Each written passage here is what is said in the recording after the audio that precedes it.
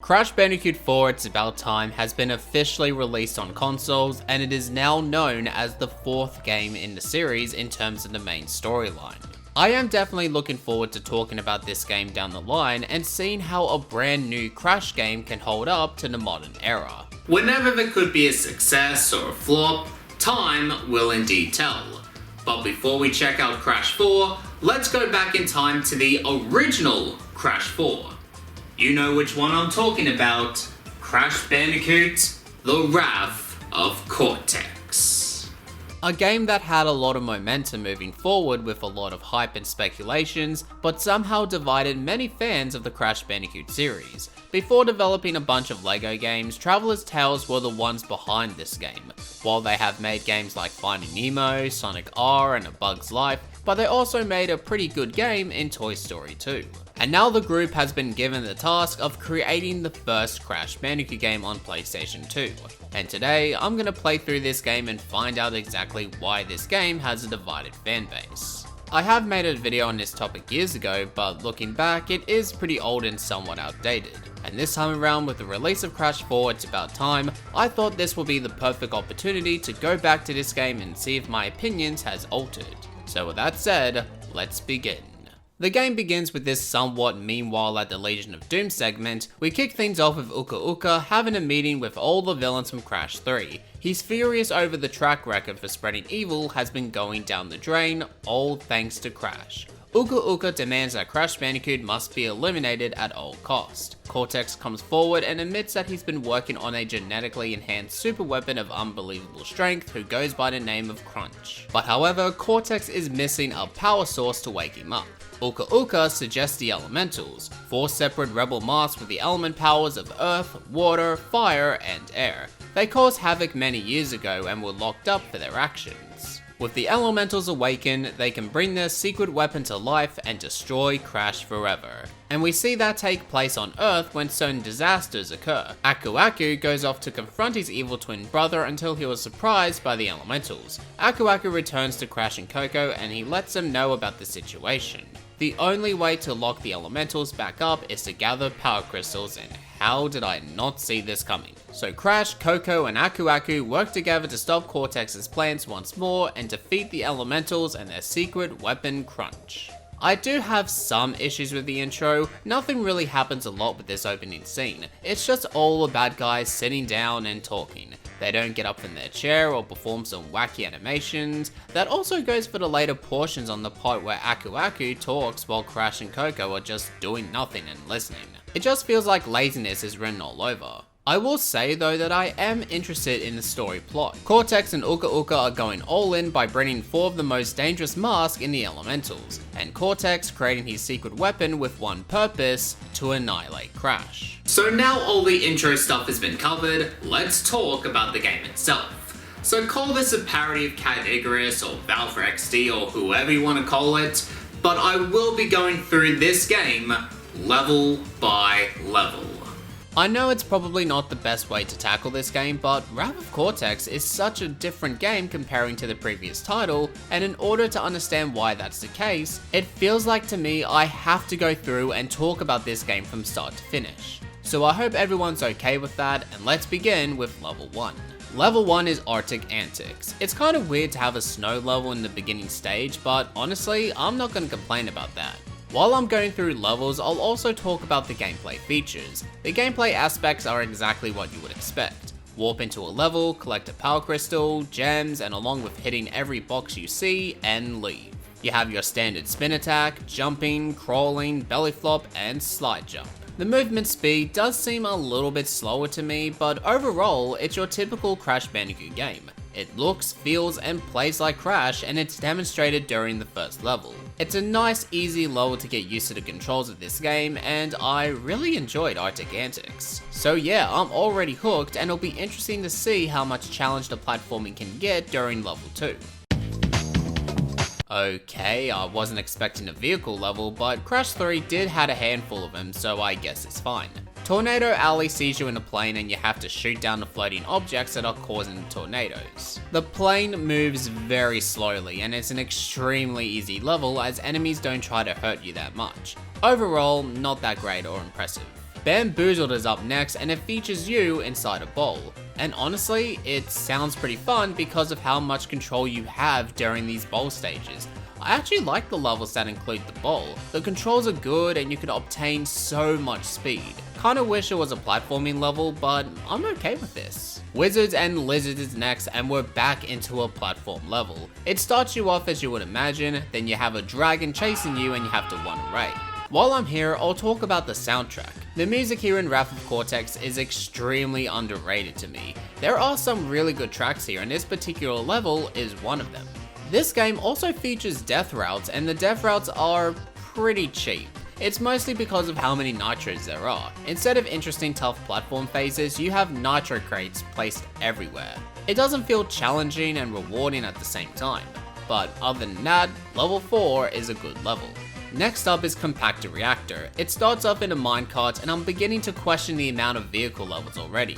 In 5 levels, we already have 3 of them containing some sort of transportation. It only lasts for around 90 seconds, but it just feels out of place, especially when you exit the minecart and you begin the platforming segments. The second portion of the level is pretty good, however I have noticed that the enemy attacks only focuses on one spot and doesn't technically aim at Crash, which is something you'll see during the entire game. But other than that, level 5 is decent and it would have been better off without the minecart. So you know how it goes, grab 5 power crystals and you get to fight a boss. The idea of the bosses in Wrath of Cortex are lazy in my opinion, as the next 4 bosses is just crunch with a different type of mask. Yeah, the gameplay style is different, but there's not much creativity with variety of creatures to face. I think it would have been a lot better to have the bosses from Crash 3 here, teaming up with one of the elemental masks instead of what you're about to see later on in this video. The first boss is Crunch along with the earth mask known as Rocco. You get to go inside the bowl once again, and the objective is to hit the rocks to change it to your color. Do this 3 times and you'll win. If you hit the rocks while their color is orange, you will have to sacrifice some of your health. It's fine overall, but the boss fight can drag on for way too long, so it only depends on luck. So for each boss you beat, you get special upgrades. The upgrades are the same as Crash 3 with the exception of one, and that'll be put into use throughout level 6, being Jungle Rumble. And that new special ability is, I kid you not, being able to tiptoe on nitro crates. And that is definitely one of the most unnecessary power-ups for Crash in a video game, as it's pretty much a gimmick rather than an upgrade. But anyways, the level is alright, bits of the camera angle can be off at times though. Later on you'll see yourself in a jeep and you have to drive away from the rhinos. It's a pretty nice chase section. And towards the end, I faced a harsh reality check when I missed one box.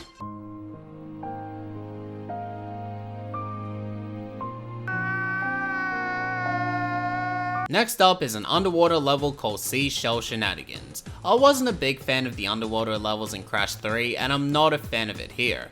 The swimming controls are not that tight, enemies and objects can come out of nowhere which could result in dying, and the worst of them all, the submarine.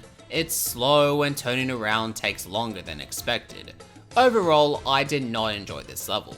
Next up is Banzai Bonsai. This is the first time we play as Coco in terms of platforming, however her playstyle is a downgrade version of Crash and she doesn't get the power-ups. But regardless, I really enjoyed this level. The platforming can be a bit tricky if you're not too careful, and the music here is catchy. It's another good Crash Bandicoot level, even though Crash Bandicoot is nowhere to be seen. Next level is That Sinking Feeling, and who thought that this was a good idea for a level? Seriously, first we had Tornado Alley when you have to stop the tornadoes, but now we're in a different type of plane trying to shoot the ships. And what's weird is that the shooting in this level requires you to lock onto a ship, then you can fire. This to me is the worst level in the Wrath of Cortex. Don't at me, I found it to be unbearable and I'll just move on from here. Next level is H2 Oh No. We start off in the submarine. God damn it, are you kidding me? Aw, look at the little fishy, he's so... Oh, fair enough then. Don't worry, it only lasts for a couple of minutes, then we go back to some platforming. And this segment here was really good. The water is electrified and you have to use the unbreakable boxes to get to the other side, resulting into some challenging moments. If only this game can use this kind of creative idea for other parts instead of adding nitro crates everywhere. The second boss fight is Crunch, along with the water elemental mask named Wawa. They throw these dangerous hazards you have to avoid by either jumping or crouching. Hit him 3 times and you'll win. The boss fight is nothing too special. Once you understand the pattern, it can be an easy breeze. Level 11 is the Gauntlet, another level I really enjoyed. As by its name, you have to go through a gauntlet of bits and pieces that can hurt Crash. It's a fun level that involves you to pay attention to your surroundings or you may end up getting slashed. Another fun level just so happens to be the next one, Tsunami. You once again play as Coco and the first half seems like an easy breeze until you jump onto a scooter trying to ride away from the tsunami itself. I still to this day question how can Coco use a scooter to escape from a tidal wave, but other than that, it's another good platforming level. The next level is Smoky and the Bandicoot. It's basically a racing level, much like the motorbike levels in Crash 3. It's fine, not the worst level I've played, but still not enjoyable to me. I'm not a huge fan of the controls as steering is a bit off to me, and you don't have as much space to move past your opponents. Speaking of controls, I might as well talk about Crash's movements. The way how you control Crash is okay, but I have noticed throughout my playthrough is that Crash moves slower than the PS1 trilogy. It's mostly due to the way how you slide. Next up is Eskimo Roll, which is another bowl level, and I gotta say, I once again enjoyed this level. You try to avoid the water holes, you have stages where you have to use some moving platforms to get to the next part, and it features one of my favorite music in this game, in my opinion. However, there is one thing I witnessed, and it really got me miserable when I saw it. The side bosses from Crash 3, including Tiny Tiger, my boy Dingo Doll, and then Trophy, are being treated than nothing more than obstacles. It's really sad how we went from cool bosses to lifeless creatures acting like hurdles to get past and not the good kind. Next up is Fahrenheit's Frenzy. You begin in a helicopter pack similar to the jetpack in Crash 2. It's fine but very slow, and once that's over and done with, you get rewarded with more platforming stages. But one part I really enjoyed was the 2D sections and you see Crash as a skeleton. But I also find it weird that the enemies aren't turned into skeletons in the 2D bits, but that's just a nitpick. Speaking of enemies, there's not a whole lot of different variety of foes to meet as it's just the same ones copied and pasted from start to finish. All in all, I enjoyed this particular level. The third boss fight is Crunch, along with the fire elemental mask, Pyro. It's honestly pretty straightforward. You run away, dodge his attacks, jump into a machine, and use water to attack him. It's really nothing too special here, just simple as it can get. It's probably overall my least favorite boss fight here as it is nothing too unique about it. Next up is Avalanche, another Coco level and another level I enjoyed, mainly because of the music. It's really catchy and nice to listen to. Later on in the level, you then hop onto a snowboard while escaping from the avalanche while trying to get past between the flags. It's an okay level to me. Next up is Droid Void. It seems to be going alright, and then you get introduced to the monkey bar segments. It is very slow to move around and it gets old very quickly, especially when you realize that the enemies move faster than Crash himself. And then later on, we get inside a mechanical suit that reminds me of Jak 2. I honestly don't understand why this was necessary. The aiming feels off and the jumping is weird.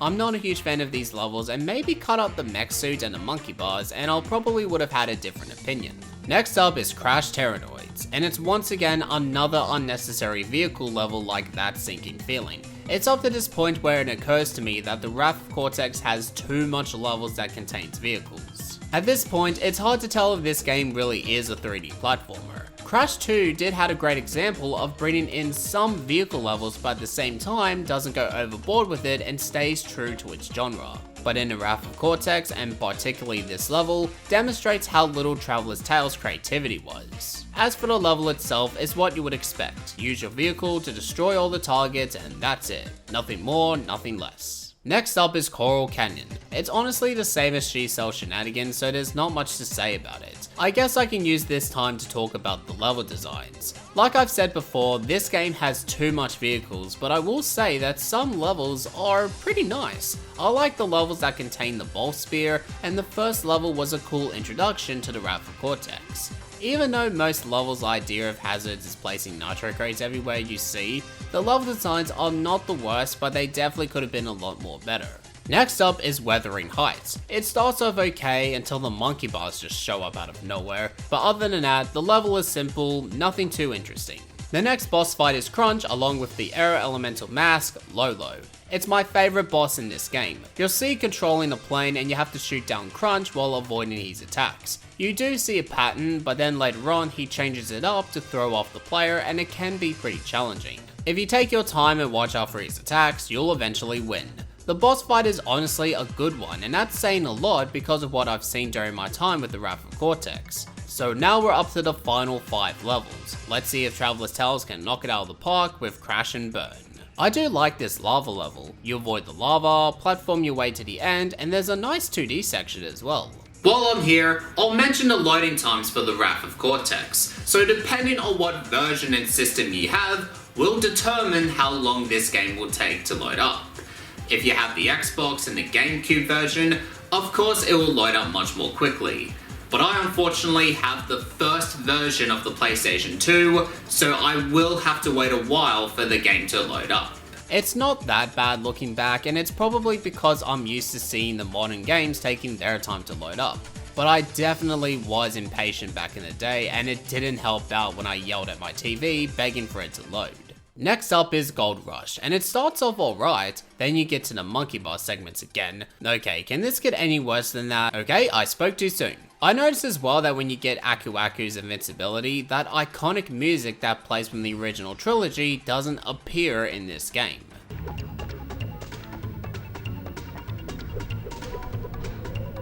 And plus, what makes it odd is that you don't move faster when you get it.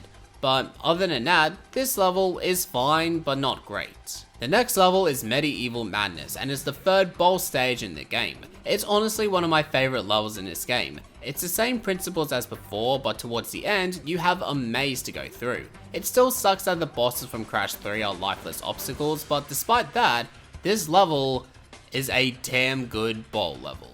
Level 24 is Crate Poles of Fire. Hope everyone likes monkey bars! It's an okay level that features a chase scene and a nice soundtrack to accompany this level. I enjoyed it, not much else to say. The last level is Cortex Vortex. No vehicle stages and no bullshit mechanics. It's just you up against some platforming with everything you have learned along your journey. It's a fun, challenging level that requires focus and using your special upgrades to get to the finishing line. I love this level overall. So now this brings us to the final boss. The last boss fight is a mixture of Cortex, Uka Uka, Crunch, and all 4 of the elemental masks. It's a pretty interesting boss battle. Your objective is to avoid every attack from the elementals, hit Crunch with your bazooka, and making Crunch hit Cortex because it's now revealed that Crunch has been brainwashed by Cortex this whole time.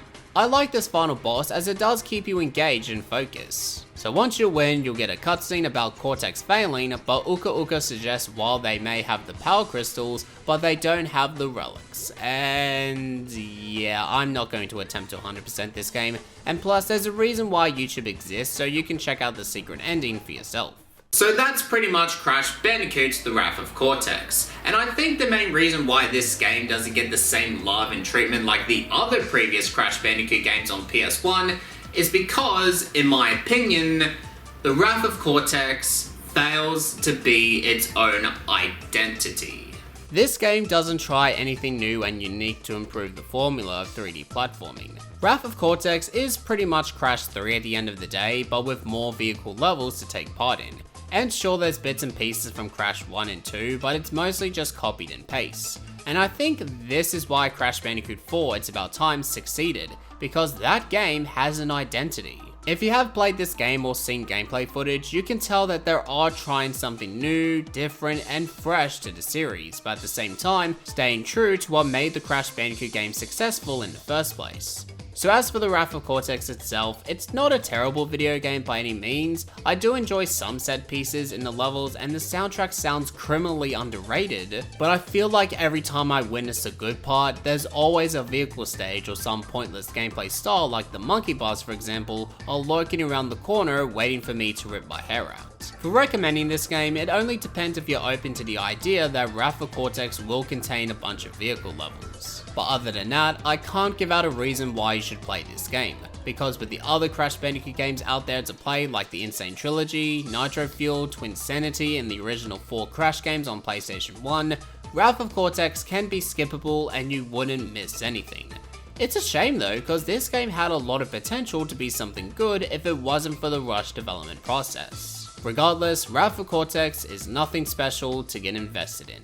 And that was my thoughts on Crash Bandicoot, the Wrath of Cortex. I know there are people out there that love and hate this game, so please feel free to comment down below on your opinions on what you think about this game, and until then, thank you for watching this video, and if you enjoyed it, make sure to leave a like, share the video, and subscribe to the channel.